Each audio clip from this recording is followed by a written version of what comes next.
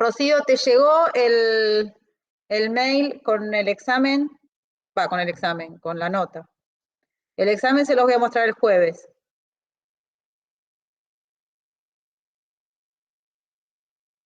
Ok.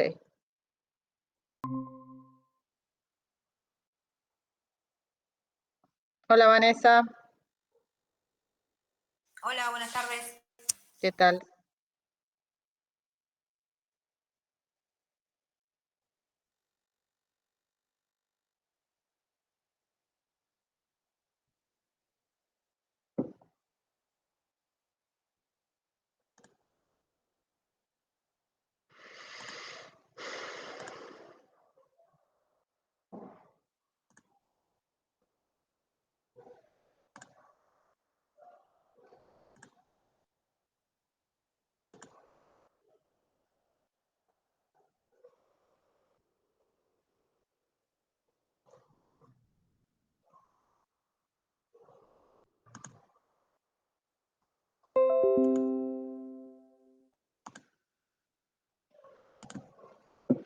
Bueno, ¿quieren que arranquemos con los temas? Imagino digamos que no sé cuántos de ustedes habían visto las teóricas sobre señalización o mecanismos de señalización, direccionamiento de proteínas y tránsito vesicular antes del parcial. Pero bueno, supongo que por ahí alguno de ustedes estuvo aprovechando toda esta última semana para ponerse al día. Sobre esos tres temas, ¿sí? Bueno, no sé si vieron todos esos temas, pero hubiese estado bueno. ¿Qué dudas tienen? ¿O cómo vienen, digamos? ¿Cómo vienen con esas cosas? ¿Cómo vienen?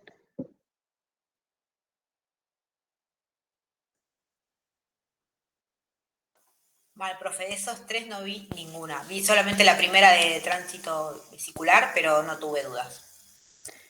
Eh, bueno, a ver, espérate que acá alguien me escribió. Yo quería preguntar algunas cosas del TP8, que es de seminario, que es bueno, dale. ¿Qué cosas querés preguntar?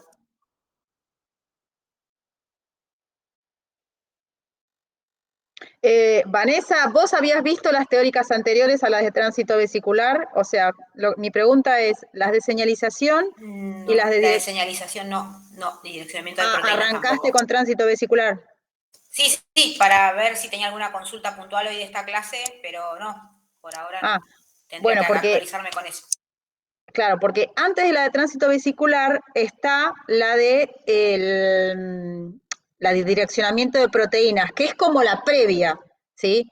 Porque digamos, lo primero, digamos, todas las proteínas se inician su síntesis en el citosol, ¿sí? Todas. Inclusive las proteínas que van al núcleo, inclusive las partes proteicas de las ribonucleoproteínas. O sea, el ensamblaje de los aminoácidos para formar un polipéptido que luego se pliega, se inicia en el citosol, en todos los casos. La diferencia, ¿cuál es? Que después cada proteína, algunas en función de dónde tienen digamos, cuál es su destino final, su ubicación final dentro de la célula, algunas se sintetizan por completo en el citosol y otras no. Otras se sintetiza la primer parte, un péptido amino terminal, ¿sí? de unos determinados aminoácidos que constituyen una señal, y luego se detiene la traducción ahí, es reconocido por una proteína, que es la proteína de reconocimiento de la señal, y entonces la proteína detiene esa traducción de ese mensajero y lleva al mensajero y al ribosoma que tiene acoplado a todo eso hacia la membrana del retículo endoplasmático. Ahí la proteína de reconocimiento de la señal interacciona con un receptor, que es el receptor que es de reconocimiento de unión a la proteína de reconocimiento de señal, ¿sí?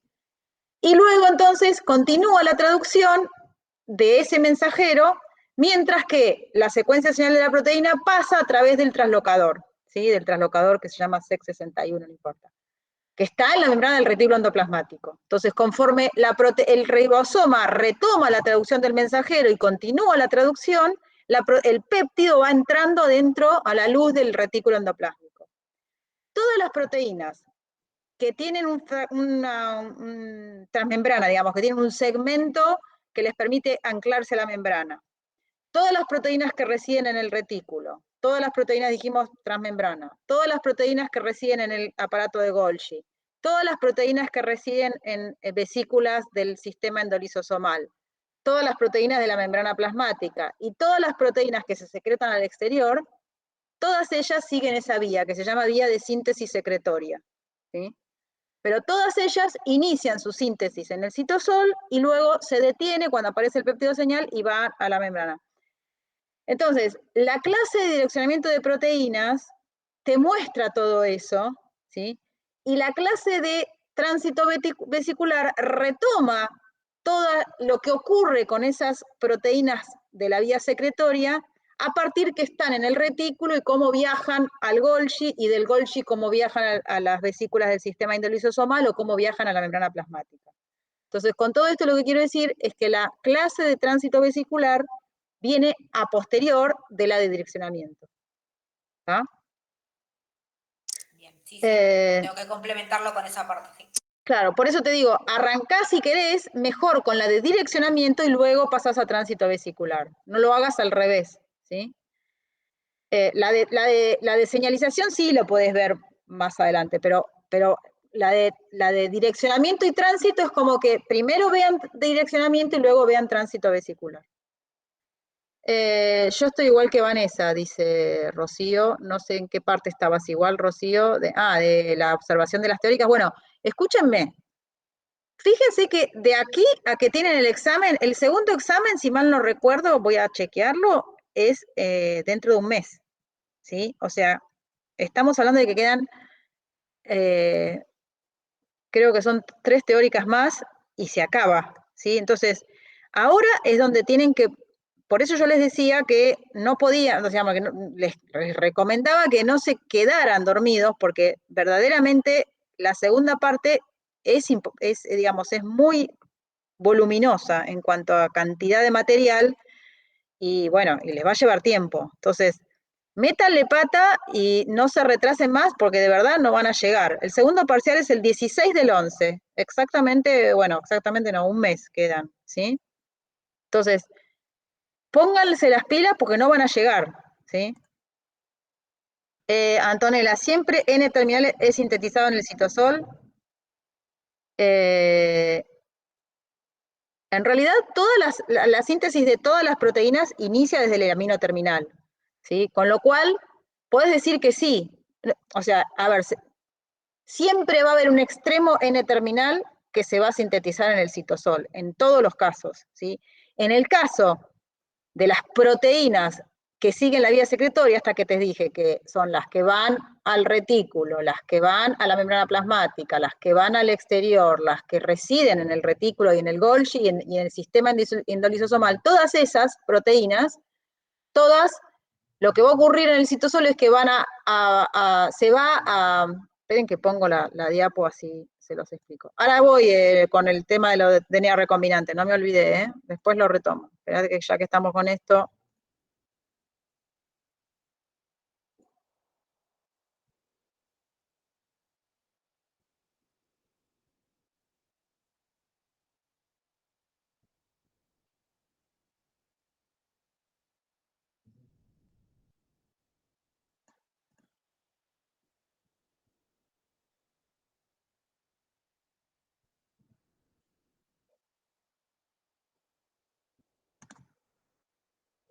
A ver.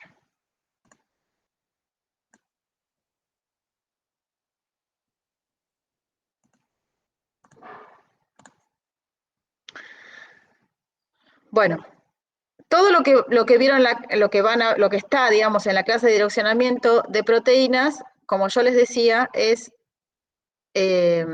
toda esta primera parte, ¿sí? Cómo las proteínas van al núcleo, cómo van a los peroxisomas, cómo van a la mitocondria. Los plastos son en células vegetales que nosotros no lo vemos, o sea, serían los cloroplastos, digamos.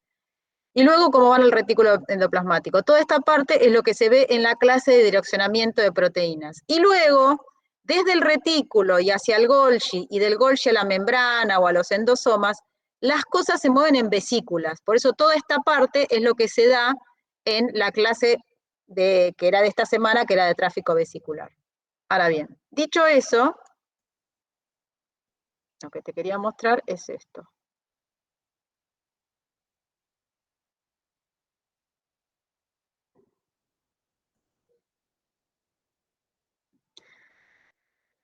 En el caso de las proteínas que dijimos van a la membrana plasmática, residen en el Golgi, en el retículo, son o del sistema endolisosomal o se secretan al exterior, todas esas proteínas que inician su síntesis en el citosol, lo inician como cualquier otra proteína. El mensajero que está acá, ¿sí? El ribosoma que empieza a traducir el mensajero y se empieza a sintetizar el polipéptido, ¿sí? El amino terminal de ese polipéptido tiene una secuencia de aminoácidos particular, ¿sí? Es una secuencia señal con una secuencia particular de aminoácidos que es reconocido por esta proteína. Entonces lo une. Y cuando lo une a ese amino terminal, detiene la traducción de este mensajero, frena. Entonces, ¿qué pasa? Luego todo este complejo, el ribosoma con el mensajero, con la proteína que está, digamos, detenida la síntesis, y la proteína de reconocimiento de la señal, va e interacciona con su receptor en la membrana del retículo, ¿sí? Fíjense como siempre, cómo está representado por el encastre perfecto, lo que representa la complementariedad molecular que hay entre la proteína de reconocimiento de señal y su receptor en la membrana del retículo endoplasmático. Cuando eso ocurre, acerca todo este complejo a esto que es un translocador. Entonces, una vez que está posicionado el ribosoma en el translocador, continúa la traducción de ese mensajero y continúa, digamos, sintetizando el polipéptido, que es, digamos, codificado por ese mensajero. Esta secuencia de la señal, luego, que queda como, digamos, anclada en el translocador, es recortada, es eliminada por la peptidasa señal, que es una proteína transmembrana que está también en la membrana del retículo endoplasmático, y se desplaza lateralmente esa secuencia de señal y luego es degradada. Entonces, la proteína que ingresó al retículo endoplasmático, o sea, está en la luz del retículo endoplasmático, y que perdió ese amino terminal, ¿sí? Ahora, digamos, una vez que termina la síntesis y una vez que perdió ese amino terminal, entra al retículo, es plegada por ayudas de chaperonas y continúa su viaje o sus distintas modificaciones, que hay muchas modificaciones digamos, que ocurren también en la luz del retículo, e irá a su destino final, que no sé cuál será, depende de la proteína. Pero todas las proteínas que, digamos, que tienen que constituyen de la vía secretoria, ya sea porque son proteínas transmembrana, porque son proteínas del retículo, del Golgi, del sistema endolisosomal, o que se secretan al exterior, inician su síntesis de la manera que les acabo de contar, ¿sí? Digamos, sintetizando primero esa secuencia de aminoacídica que fundamentalmente está constituida por aminoácidos hidrófobos. Acá dentro de las diapositivas tienen la secuencia de importación al retículo, esta que les estoy contando, que fíjense que tiene una secuencia que está acá identificada en aminoácidos en blanco, que son aminoácidos de carácter hidrófobo y que, bueno, digamos, son las que son reconocidos. Bueno, también acá hay unos glutámicos y lisinas, estos son de carga negativa y positiva. Bueno, esta es una secuencia de señal que se sabe que es esa secuencia digamos, que se sintetiza inicialmente y que es reconocida por la proteína de reconocimiento de la señal que recién le mostraba, ¿sí? Esa secuencia. ¿Se entendió? Sí, profe, gracias. Sí, ¿Está? profesor. Rocío, ¿se entendió?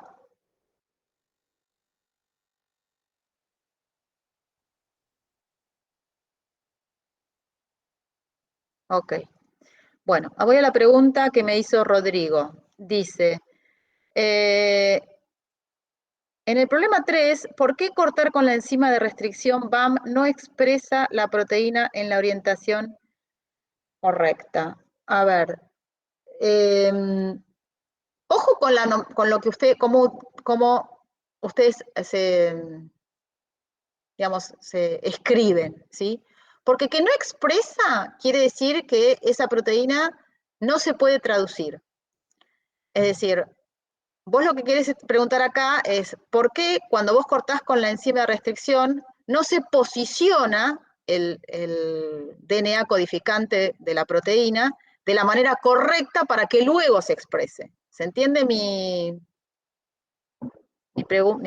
mi respuesta? ¿No? Vos me estás preguntando acá, ¿sí? Si la secuencia que vos querés meter en el vector, cuando vos la cortás con BAM, no se posiciona de la manera correcta para que luego esa secuencia pueda ser correctamente transcripta y traducida a proteína. ¿Sí? Pero bueno, una vez salvado eso, vamos a dejar de compartir y voy a ir a esto que no me acuerdo. A ver, esperen que voy a buscar. El problema es el problema 3.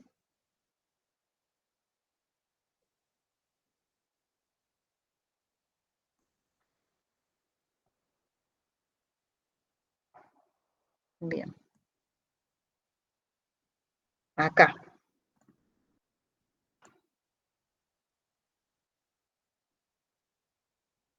Este es el problema, ¿no es cierto? Bueno, ¿qué te dice acá? Se entiende que esto que está acá es la secuencia promotora, con lo cual, para que la secuencia que vos vas a meter digamos, utilizando estas enzimas de restricción, se inserte en la orientación correcta, ¿qué tiene que pasar?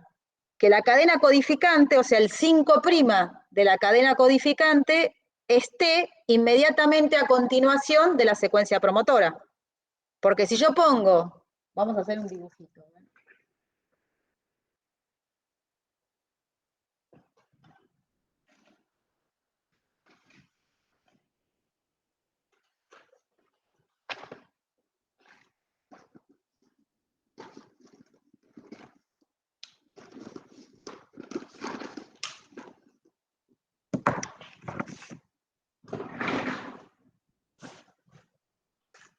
Acuérdense que el DNA siempre es doble cadena, con lo cual el promotor es la secuencia promotora es la que determina a dónde se inicia la transcripción. Si yo quiero que algo se transcriba, tengo que poner el 5' de la cadena codificante, digamos, de las dos cadenas, la que se va a utilizar como codificante, el 5' de esa cadena codificante tiene que estar a continuación de la secuencia promotora, porque si no, me va a quedar mal orientado. ¿Sí?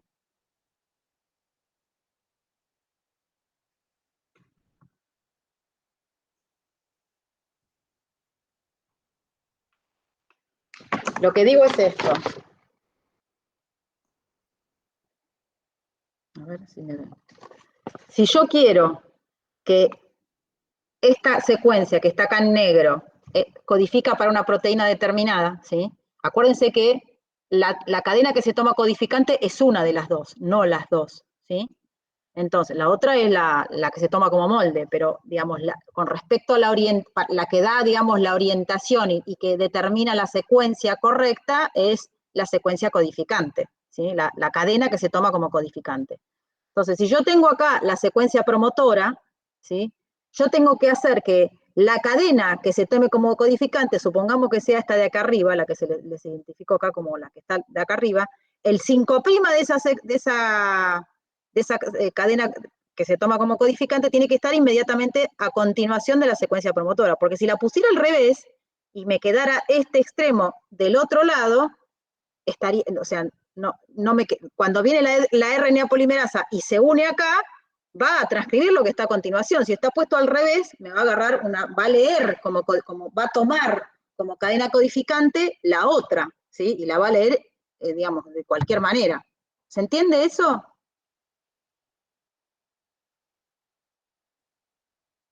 ¿Alguien que me responda? Rodrigo, ¿se entiende?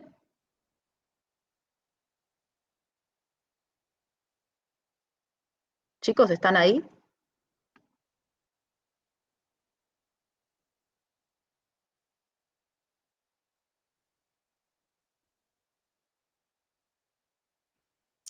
Sí, profe, en el chat están respondiendo. Ah, pero yo tengo el chat abierto y no me aparece. Ah, si cortara con la perdón que no abra el micrófono, justo no tengo acá en el Zoom, en la UNA. Ok, ok. Entonces, ¿se entiende ahora cuál es el problema? Si vos cortás con BAM, te quedaría, en función de los sitios de restricción que tiene la secuencia que vos querés insertar, si la cortás con BAM, te quedaría al revés. Entonces, lo que harías es que se tomaría como cadena codificante la otra. Entonces te va a dar una secuencia, te va a dar un transcripto de RNA, pero que no tiene nada que ver con el transcripto de RNA que te tiene que dar para codificar la proteína correcta. ¿Se entiende? ¿Se entendió ahora, Rodrigo? ¿Los demás lo entienden eso? Sí, se entiende, Ok, profe. ok. Bien, y la otra pregunta era, la única diferencia entre un vector de clonación y uno de expresión es que el de expresión incluye una reacción promotora. Exactamente. El vector de expresión es el que incluye una secuencia promotora para que se inicie la transcripción. Si no tenés una secuencia promotora que inicie la transcripción, no hay transcripción posible que se pueda iniciar, por lo tanto no vas a tener transcripto de RNA, por lo tanto no vas a tener tampoco traducción y no vas a tener proteína. Con lo cual, si vos querés que una secuencia de DNA se transcriba y luego se traduzca, necesitas que tenga una secuencia promotora. ¿Sí?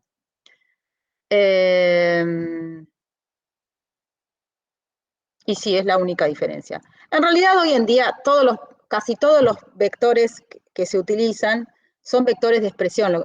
Otra cosa que tenés que tener en cuenta cuando vos vas a expresar vas a utilizar un vector de expresión, es que ese vector de expresión sea adecuado para utilizarlo en la célula que vos querés utilizar. Es decir, si vos vas a querer expresar una proteína en una célula de mamífero, necesitas utilizar un vector de expresión de mamífero porque necesitas que esa secuencia promotora sea reconocida por el aparato transcripcional de las células de mamífero. Si vas a expresar en células de levadura, tenés que usar un vector de expresión de levaduras porque necesitas una secuencia promotora que sea reconocida por la maquinaria transcripcional de la célula de levadura, que si bien es eucariota inferior, entonces no van a ser reconocida la secuencia promotora de una célula de mamífero en una célula de levadura. Y viceversa, la célula de mamífero no va a reconocer un promotor de célula de levadura. Y tampoco, o sea, bueno, dependiendo de la célula, tenés que utilizar un vector adecuado con una secuencia promotora adecuada que sea reconocida por esa célula que vos vas a querer, donde vos vas a querer que se exprese la proteína, que se transcriba y se traduzca.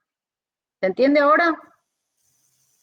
Profe, aprovecho para hacerte una consulta con respecto a eso. Un vector de expresión, ¿no tiene también un gen con, por ejemplo, resistencia a antibiótico, algún marcador Sí, que le da alguna tiene. ventaja? ¿El de Eso es clonación otra. lo tiene? El de expresión lo tiene. O sea, el de expresión, o sea, hay tres cosas esenciales que tienen que tener los vectores.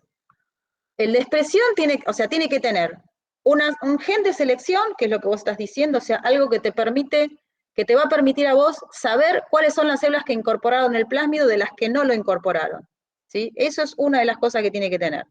La otra cosa que tiene que tener el plásmido es un origen de replicación, es decir, una secuencia que sirva para que la maquinaria de replicación de la célula donde vos metiste el plásmido replique el plásmido, es decir, cuando duplica su DNA, también duplica el plásmido, ¿sí? Y la otra cosa que tiene que tener el plásmido o el vector, es un sitio de policlonado, es decir, un sitio, una región que tenga secuencias de nucleótidos que sean reconocidas por varias enzimas de restricción, para que te permitan a vos cortar y meter ahí el fragmento de DNA de interés que vos querés estudiar. Esas son las tres cosas básicas. Si además el vector es de expresión, tiene esas tres cosas básicas más la secuencia promotora. La secuencia promotora siempre se localiza corriente arriba, se llama, o digamos, pegada a la secuencia de poliligadora, ¿sí? A esa secuencia que yo te dije que era reconocida por varias enzimas de restricción. Entonces vos tenés tu promotor y a continuación tenés distintas secuencias de reconocimiento de distintas enzimas de restricción que a vos te permiten cortar el vector y cortar el inserto de forma tal de que luego poder poner en la orientación correcta tu fragmento de interés a continuación de la secuencia promotora. Por eso este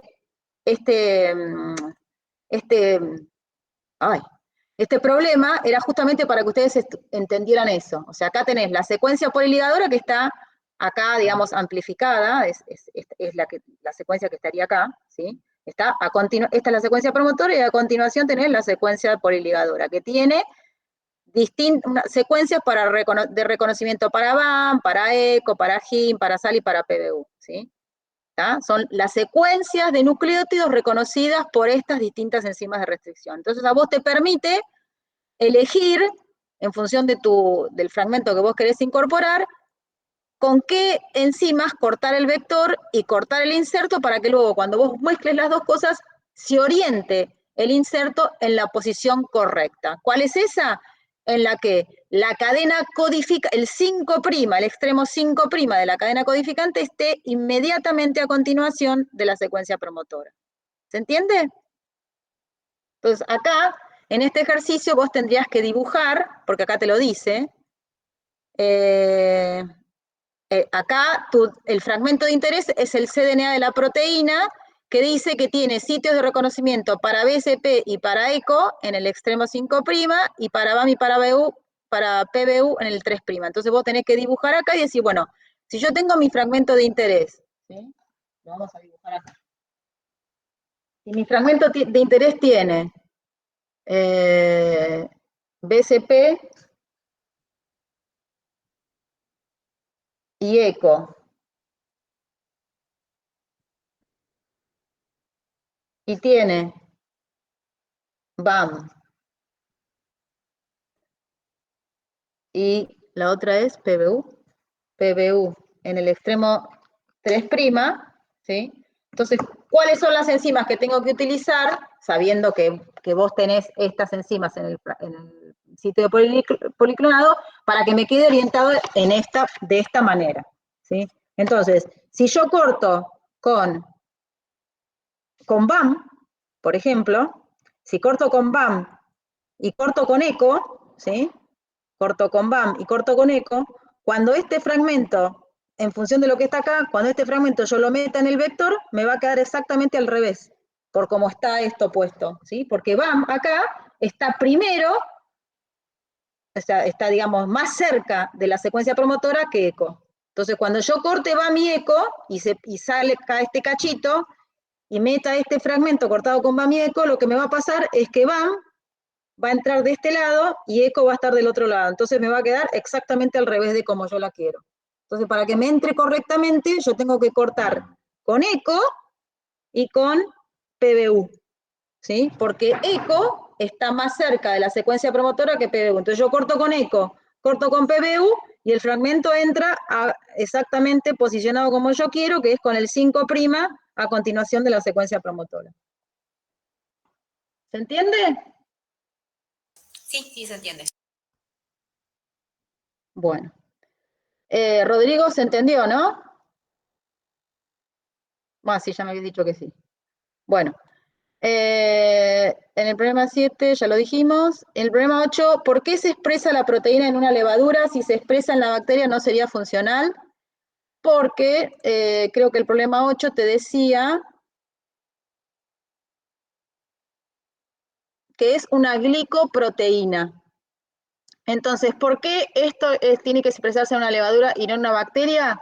Porque las bacterias no tienen las enzimas necesarias para agregarle restos de hidratos de carbono a las proteínas. O sea, no pueden glicosilar proteínas. Cuando digamos, una proteína a la que se le agregan residuos glicosídicos o glucosídicos, se le está agregando hidratos de carbono, ¿sí? A esa proteína. Entonces ahí se dice que la proteína se glicosila.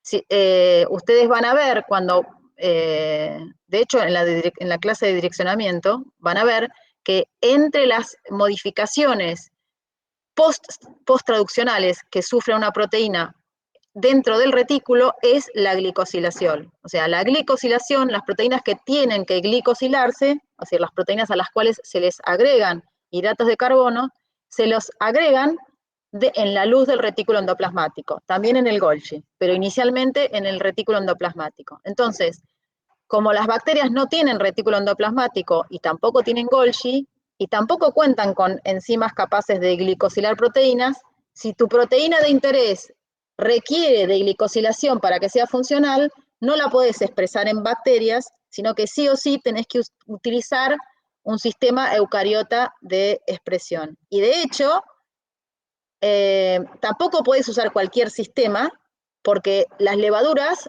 glicosilan de una manera diferente que las células de mamíferos superiores, las células de insecto glicosilan de una manera diferente que las células de mamíferos superiores, o sea que depende del tipo de glicosilación que requiera la proteína de interés tuya, el sistema de expresión que vos vas a utilizar, o sea, las células, el tipo de células que vas a utilizar vos para expresarlo, ¿sí? Cuanto más vas, bueno, y no solamente la glicosilación, en realidad hay un montón de modificaciones posttraduccionales que requieren muchas proteínas que no se llevan a cabo en todas las células. Entonces, cuando vos tenés que elegir qué células vas a utilizar para expresar la proteína, tenés que saber cuáles son las modificaciones posttraduccionales que requiere tu proteína para que sea funcional, porque no todos los sistemas te pueden servir. ¿Se entiende eso? Pero bueno, además de la en este caso puntual, como las bacterias no pueden glicosilar proteínas, tenés que ir sí o sí a un sistema de expresión en células eucariotas que sí glicosilan bacterias. ¿Se entendió eso? Sí, sí, quedó claro, profe. Bien. Era justamente para que pensaran en eso. Bueno.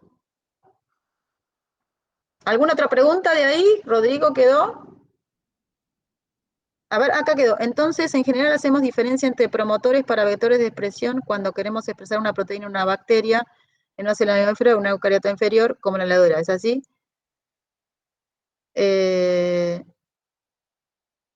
No sé qué decís con que hacemos diferencia. O sea, siempre que vos quieras que la secuencia que vos de DNA que vos estás estudiando quieras que se transcriba y luego se traduzca a proteína, tenés que agregarle un promotor. Si no, eso no va a ocurrir.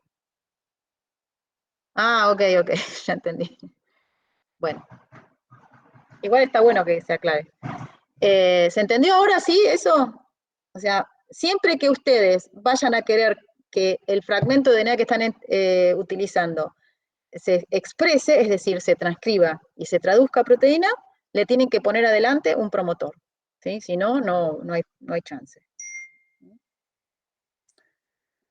¿Alguna otra pregunta?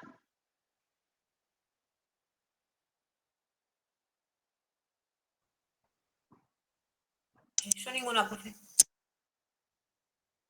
Bueno, escúchame, me interesa mucho que, bueno, el jueves nos vemos ahí, les voy a llevar las células, el jueves tienen el trabajo práctico de subcultivo, y así que les voy a llevar las células que voy a ir a buscar a la mañana al laboratorio y se las voy a llevar. Pero me interesa mucho que esto de que, o sea, no me interesa, me preocupa que vengan un poco lentos. Profe, en el TP de jueves vamos a hacer un cultivo celular. No van a hacer el trabajo, ustedes ya tienen la guía de TP, yo creo que ya está subida y tienen ahí la información. En la clase de tecnología de DNA recombinante yo al principio les hablo de cultivo celular, ¿sí? Así que si querés podés retomar y ver esa partecita donde les hablo un poco de cultivo celular. Sí, en realidad si pones cultivo celular tenés un montón de bibliografía. Yo no quiero que se pierdan demasiado en eso, lo que quiero es que sepan qué es un cultivo celular, para qué se utiliza, y más o menos que tengan una idea de cómo se hace. Ustedes lo que van a hacer en el trabajo práctico es lo que se llama subcultivo, ¿qué es? Ustedes están haciendo crecer las células en una superficie, ¿no? En una placa, como plaquitas de Petri o como frasquitos son, ¿sí? Son distintos tipos de formas tienen, ¿no? Los recipientes donde se hacen crecer las células. Las células se crecen En general pueden ser células en suspensión, cuando no crecen adheridas a nada, o células que se adhieren al plástico de la plaquita, ¿sí? O a veces hay que hacer algún tratamiento a ese plástico para que la célula se adhiera, eso depende del tipo celular. Las células que yo les voy a llevar el jueves, son una línea celular, que son una línea celular de neuroblastoma, con las que yo trabajo, y crecen, digamos, crecen en las plaquitas, crecen adheridas, formando una monocapa, se llama cuando crecen adheridas, y no requiere hacerle ningún tratamiento previo a la plaquita. ¿Sí? Yo la siembro, ayer la fui a sembrar, y se adhieren a la plaquita y crecen. ¿Sí? Entonces, cuando yo se las lleve el jueves, van a ver que las van a ver al microscopio y van a ver que las células están agarradas a la plaquita. ¿Qué pasa? Cuando las células empiezan a crecer, estas células más o menos se dividen una vez cada 24 horas. Entonces empiezan a dividirse, hasta que toda la superficie está llena de células. ¿Sí? Entonces cuando las células están, digamos, ocupando toda esa superficie, se dice que las células alcanzaron confluencia, que es cuando están ocupando todo el espacio. Entonces ya empiezan a dejar de dividirse porque empiezan a estar, ya no tienen espacio. Entonces empiezan a inhibirse por contacto, se llama. Entonces, igual estas células en particular que yo les voy a llevar, normalmente no es que se inhiben por contacto, sino que antes de, cuando digamos cuando la placa está confluente, lo que ocurre es que se levantan todas las células y se despegan solas. Entonces, se quedan como redonditas en suspensión. Pero no importa. Cuando están muy crecidas y ocupando casi toda la superficie, hay que levantarlas, contarlas y trasvasarlas a un recipiente nuevo para diluirlas, digamos, y para que esas pocas células que yo siembro en el recipiente nuevo, ahora sí puedan agarrarse a la superficie y tienen espacio para crecer. ¿Sí? Eso se llama subcultivo, y es algo de rutina que se hace en el laboratorio cuando uno trabaja con cultivo celular. ¿Sí? Es decir, yo tengo una placa llena de células, tengo que levantar esas células, contarlas y ponerlas a crecer en una placa más grande o distribuirlas en varias placas, ¿sí? Para permitir que esas células que antes estaban todas juntas en una placa, ahora las divido en distintas placas, entonces tienen más espacio donde poder crecer. Eso es lo que van a hacer el jueves ustedes. Por supuesto que cuando uno trabaja con células en cultivo, lo hace en flujos laminares, que son esas campanas, digamos, que tienen vidriadas, que se ven en las películas, donde la gente mete la mano, o sea, hay un flujo, ahí mete las manos y, digamos, porque todo el ambiente en el que están las células tiene que estar estéril, todo lo que toca el medio de cultivo, los tips, todo tiene que estar esterilizado porque bueno, las células se contaminan con mucha facilidad. Entonces, por supuesto que el subcultivo también se hace en flujos laminares. Toda la manipulación de las células se hace en esos flujos laminares estériles. Pero bueno, nosotros no tenemos un flujo y ustedes, digamos, no tienen acceso tampoco, no tenemos forma de llevarlos a un flujo laminar y que trabajen y lo vean. Entonces, vamos a hacer como si el salón de TP fuera una gran campana de flujo laminar y donde todo ahí es estéril, y vamos a manipular a las células como si estuviésemos en un ambiente estéril, porque total, como las células después no las vamos a seguir utilizando, las vamos a tirar, no importa que se contaminen, porque no vamos a llegar a ver la contaminación. ¿Se entiende eso? Pero bueno, Rodrigo, a tu pregunta, ¿dónde podemos estudiar el tema? Mirá de nuevo la clase en la teórica de tecnología de DNA recombinante. En el principio les hablo sobre sobre cultivo celular, mejor dicho, y si no, googlea, poné cultivo celular y vas a encontrar una catarata de información sobre eso.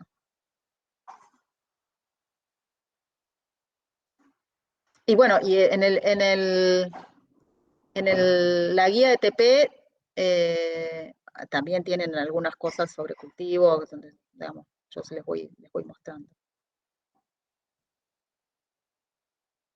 ¿Leyeron bajaron la guía de TP del campus? Allí también en el campus, si se fijan, tienen también unas animaciones que yo les puse respecto de cómo se hace el subcultivo para que digamos, esto lo pusimos ahí inicialmente cuando la pandemia, y la verdad que nos pareció que estaba bueno, entonces lo dejamos, ¿sí?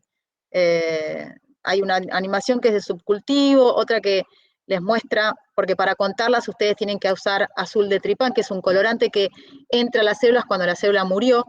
Entonces, bueno, les muestra también un video de cómo se hace el recuento, que es lo que van a hacer ustedes, y, y cómo se hace el conteo con una cámara especial que se llama cámara de Neubauer, que tiene toda una, digamos, una especie de Una cruz, cuadrícula. cuadrícula, no me salía bien, gracias, a partir de la cual ustedes van a poder contar las células. Pero bueno, tienen todo ahí, si entras al campus, en el trabajo práctico 9, tenés ahí la guía, tenés las 3 animaciones, tenés la primera parte del TP6 que te dije que les hablé un poquito de cultivo, y ya te digo, si tenés ganas de leer sobre cultivo celular, poné cultivo celular y te vas a encontrar un montón de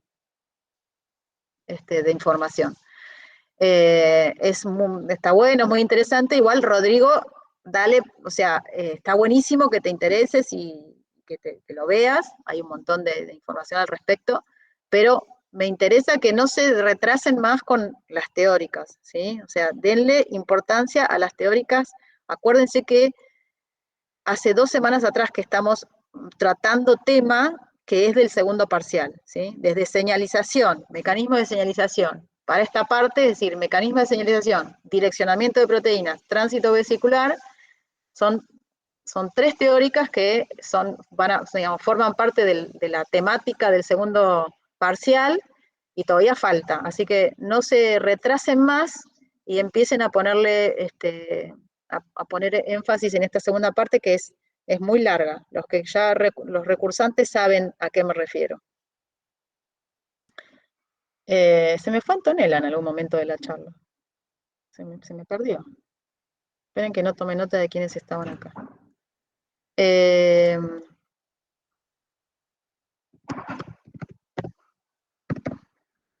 ¿Hoy qué día es? 17. Bueno, ¿quién está? Ah, la llamada final. Bueno, no me importa. Bueno, ¿qué otra pregunta?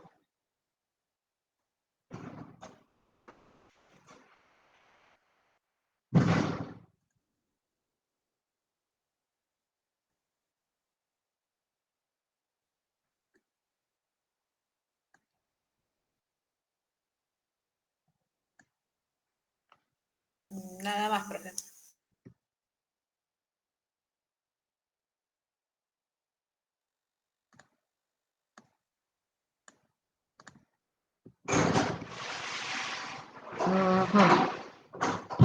¿Qué me falta? Vanessa, bien lo puse. Rocío me falta. Bueno, ¿quieren entonces cortar y ponerse a ver las teóricas entonces? Sí, bueno, profe. ¿Sí? A ver, que no estoy leyendo. Yo no tengo más consulta, profe, tengo que ponerme al día. Muy bien. Sí, sí, profe, cualquier consulta el jueves también si hay tiempo. Sí, sí, claro.